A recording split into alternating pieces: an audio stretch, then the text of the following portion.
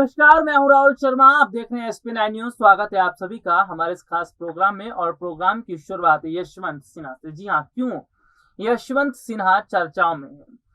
चुनावी हार के बावजूद यशवंत सिन्हा का चर्चा में बना रहना, और सवाल ये खड़ा हो रहा है कि क्या यशवंत सिन्हा हारे हैं या हराया गया है? उन्हें हराया गया है और हारे हैं, इसमें बहुत बड़ा डिफरेंस है। जी हाँ, आज खुलकर बात करेंगे और साथ ही ये भी बताएंगे कि कैसे जीते जीते यशवंत सिन्हा को हरा दिया गया। जी हाँ, जीते जीते यशवंत सिन्हा को जो है मैदान से आउट कर दिया गया, और इसमें बीजेपी की कितनी बड़ी भूमिका रही है। जो यशवंत सिन्हा विपक्ष के साथ खड़े थे, जो यशवंत सिन्हा विपक्ष के साथ खड़े होकर जनता के मुद्दों पर बात कर रहे थे, और जो जनता और विपक्ष यशवंत सिन्हा को पूरा सपोर्ट और समर्थन कर रही थी, कैसे उस जनता को तितर बितर किया गया, उस विपक्ष को छितर बितर किया गया। दरअसल समझिएगा, राष्ट्रपति चुनाव से पहले यशवंत सिन्हा लगातार ईमानदारी से काम कर ही रहते, और वैसे भी वो बहुत ईमानदार नेता है, बहुत ईमानदार छवि उनकी है। लेकिन मैं यहाँ पर बात करता राष्ट्रपति चुनाव से पहले, जैसा कि उनका काम था विपक्षी पार्टियों से मेल मिलाप करना, विपक्षी पार्टियों को अपने साथ मिलाना, और वही कर रहे थे। राष्ट्रपति चुनाव से पहले यशवंत सिन्हा ने विपक्षी खेमा मजबूत कर लिया। विपक्ष ने ये मान लिया, विपक्ष ने ये तय कर लिया, हमें यशवंत सिन्हा के साथ खड़े रहना है। और समझिएगा, जब विपक्ष की एकजुटता देखी गई, विपक्ष को मजबूत देखा गया, तो मोदी सरकार के माथे से पसीना छूटने लगा। उन्होंने ये फैसला कर लिया कि कैसे यशवंत सिन्हा को हराया जाए। जी हाँ, जानबूझकर हराया जाए। और अगर यशवंत सिन्हा को हराना है तो विपक्ष को तोड़ना पड़ेगा, विपक्ष को कमजोर करना पड़ेगा। और विपक्ष अगर कमजोर होगा तो जाहिर सी बात है, सिन्हा की हार वैसे ही हो जाएगी। तो यहाँ पर हम क्या देख रहे हैं कि यशवंत सिन्हा जो ये मानकर बैठे थे कि उनको जीत मिलेगी, क्योंकि ईमानदारी और सत्यता के आधार पर वो चुनाव लड़ रहे हैं, लेकिन बीजेपी के मुखौटे के पीछे एक लोमड़ी छुपी हुई थी। जी हाँ, और लोमड़ी का दिमाग जिस तरह से उनका काम कर रहा था, सीधे तौर पर देखने को मिला कि किस तरह से उन्होंने धीरे धीरे विपक्ष को तोड़ने का काम किया। धीरे धीरे उन्होंने विपक्ष को तोड़ दिया, और विपक्ष को इस हद तक उन्होंने डराया, धमकाया, ईडी एनसीबी और लालच भी दिया गया पैसों का, जो कि यशवंत सिन्हा ने खुलकर बात की थी। तो ऐसे में देखने को यही मिलता है कि जिस तरह की बात कही गई थी यशवंत सिन्हा की तरफ से, और यशवंत सिन्हा जो बात कह रहे थे कि उन्हें डर है कि चुनाव में बीजेपी घोल मोल कर सकती है, और वही हुआ।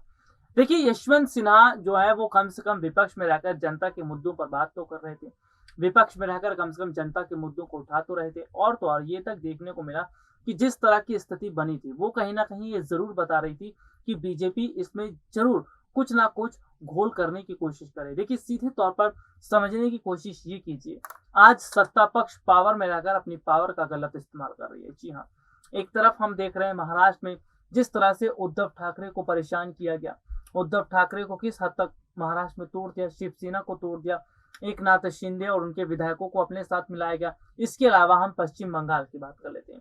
ममता बनर्जी और उनके करीबियों पर लगातार छापे पड़ना, ईडी की लगातार कार्रवाई, ये सीधे तौर पर जाहिर तौर पर मालूम होती है कि सत्ता पक्ष जो है वो अपनी पावर का गलत इस्तेमाल कर रहा है। सत्ता पक्ष चाहता यह है कि विपक्ष को कमजोर कर दिया जाए, सत्ता पक्ष चाहता यह है कि विपक्ष को किसी भी हद तक तोड़ा जाए। हालांकि यशवंत सिन्हा ने अपनी हार पर बड़े खुलासे किए हैं। यशवंत सिन्हा ने कहा कि उनकी हार हुई नहीं है, उन्हें हराया गया है। वो जीत रहे थे, वो जीत सकते थे, क्योंकि विपक्ष उन्हें मजबूती के साथ सपोर्ट कर रहा था, समर्थन कर रहा था, लेकिन बीजेपी ने विपक्ष को डरा दिया, ईडी एनसीबी का डर दिखा दिया, क्रॉस वोटिंग तक की हो गई। यहाँ पर हम ये देख रहे थे कि द्रौपदी मुर्मू को जनता ना सपोर्ट कर रही थी और ना विपक्ष, क्योंकि हम ये देख रहे थे कि जिस तरह से द्रौपदी मुर्मू को खड़ा किया गया, द्रौपदी मुर्मू को आप 5 साल का कार्यकाल जरूर देखिएगा, जिसमें आपको खुद ब खुद पता चल जाएगा कि उनका काम केवल अवार्ड देना और पुरस्कार देना ही होगा। क्योंकि हम राष्ट्रपति रामनाथ कोविंद की ही बात कर लेते हैं। यशवंत सिन्हा ने हाल ही में कहा था, जिसमें उन्होंने बयान दिया कि कितनी हैरानी होती है कि एक देश के राष्ट्रपति रामनाथ कोविंद, जिनका 5 साल का कार्यकाल ऐसा ही चला गया, जबकि उन्हें देश के मुद्दों पर बात करना चाहिए था, उन्हें बेरोजगारी, शिक्षा, स्वास्थ्य जैसे मुद्दों पर अपनी राय रखनी चाहिए थी, लेकिन उन्होंने अपनी बात नहीं रखी, उन्होंने जनता के सामने कुछ बोला नहीं। तो सीधे सीधे तौर पर समझिएगा कि राष्ट्रपति रामनाथ कोविंद का 5 साल का कार्यकाल ऐसे ही चला जाना, ये कितनी चिंताजनक बात है। हालांकि इन सब के बीच द्रौपदी मुर्मू की बात करें तो वो उन्हें भी चाबी का गुड्डा ही बताया जा रहा है। जी हाँ, जितनी चाबी बीजेपी भरेगी उतना ही द्रौपदी मुर्मू काम करेंगी। तो हम यहाँ पर देख रहे हैं कि क्या ऐसे राष्ट्रपति का होना सही है जो केवल चुपचाप बैठकर काम करे और अवार्ड दे और अवार्ड पुरस्कार बांटे। राष्ट्रपति की एक बहुत बड़ी जिम्मेदारी होती है। यशवंत सिन्हा ने कहा कि अगर वो राष्ट्रपति बनते हैं तो जनता के लिए काम करेंगे, जनता के लिए बहुत बड़े हद तक आवाज उठाएंगे। और ऐसे में देखा जा रहा था कि यशवंत सिन्हा जैसे कैंडिडेट की जरूरत थी राष्ट्रपति पद के लिए, लेकिन बीजेपी ने अपनी पावर का गलत इस्तेमाल कर, सत्ता पक्ष ने अपनी पावर का गलत इस्तेमाल कर यशवंत सिन्हा को आखिरकार हरा ही दिया। भले ही यशवंत सिन्हा हार गए, लेकिन हार कर जीतने वाले को बाजीगर कहते हैं और जीत कर दिखाया यशवंत सिन्हा ने। यशवंत सिन्हा अकेले चुनावी मैदान में थे और बीजेपी के तमाम नेताओं की जो पलटन थी किस तरह सिन्हा को डराने में लगी थी, सिन्हा को धमकाने में लगी थी, विपक्ष को डराने धमकाने में लगी थी। यहाँ पर सीधे तौर पर यह समझिएगा कि यशवंत सिन्हा को चुनावी मैदान में देखकर बीजेपी नेताओं के होश उड़ गए। बीजेपी नेता इस बात को भलीभांति समझ रहे थे कि यशवंत सिन्हा अगर सही तरीके से चुनाव लड़ते हैं और विपक्ष उनका सपोर्ट करता है तो जाहिर सी बात है उनको बहुत बड़ी जीत मिलेगी, जो कि सत्ता पक्ष नहीं चाहता था। सीधे सीधे तौर पर आज जो हालात बने हैं, आज जो स्थिति बनी है, वो स्थिति कहीं ना कहीं ये जरूर बता रही है कि क्या वाकई आने वाले समय में पूरी तरह से भारत में जो लोकतांत्रिक प्रक्रिया है वो खत्म नहीं हो जाएगी, क्या पूरी तरह से लोकतंत्र खत्म नहीं हो जाएगा। क्योंकि सरकार जो है आज मनमाना रवैया अपना रही है, सरकार मर्जी से चुनाव करवाती है, सरकार अपनी मर्जी से जो है वोटिंग करवा लेती है, नतीजे भी उनके हिसाब से आ जाते हैं। राष्ट्रपति चुनाव में देखने को क्या मिलता है? राष्ट्रपति चुनाव में देखने को ये मिलता है कि नतीजे आए भी नहीं थे, रुझान आए भी नहीं थे, बीजेपी में जश्न की तैयारियां शुरू हो गई थी। बीजेपी मुख्यालयों की अगर हम बात करें, जिस तरह से जश्न हो रहा था, तैयारियां हो रही थी, ये सीधे सीधे तौर पर बता रहा था कि किस तरह बहुत बड़े हद तक चुनावी नतीजों से पहले इस तरह से चीजों का निकलकर सामने आना क्या ये नहीं बता रहा था कि सब कुछ फिक्स था।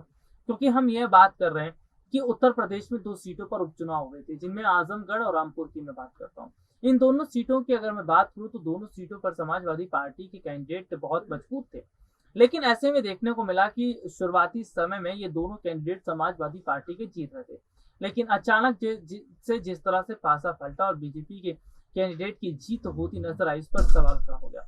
विपक्षी पार्टी के नेताओं का ये कहना था कि उन्हें तो पता ही नहीं चल रहा था कि उन्हें कितने मार्क्स मिले या वो कितने वोट से आगे चले, लेकिन सत्ता पक्ष बैठे हुए ये सब कुछ जान ले रहा था कि उनके कैंडिडेट को कितनी बड़ी जीत मिल रही है या उनका कैंडिडेट किस हद तक मजबूत हो रहा है। तो सीधे तौर पर समझिएगा कि आज जो हालात बने या जो आज स्थिति बनी है वो कहीं ना कहीं ये जरूर बता रही है कि क्या वाकई लोकतंत्र खतरे में नहीं है, और लोकतंत्र अगर खतरे में तो क्या इसका सबसे बड़ा नुकसान आने वाले समय में देश की जनता को उठाना पड़ेगा। आज के लिए इतना ही, आपसे फिर दोबारा मुलाकात होगी, तब तक के लिए इजाजत दीजिए, नमस्कार।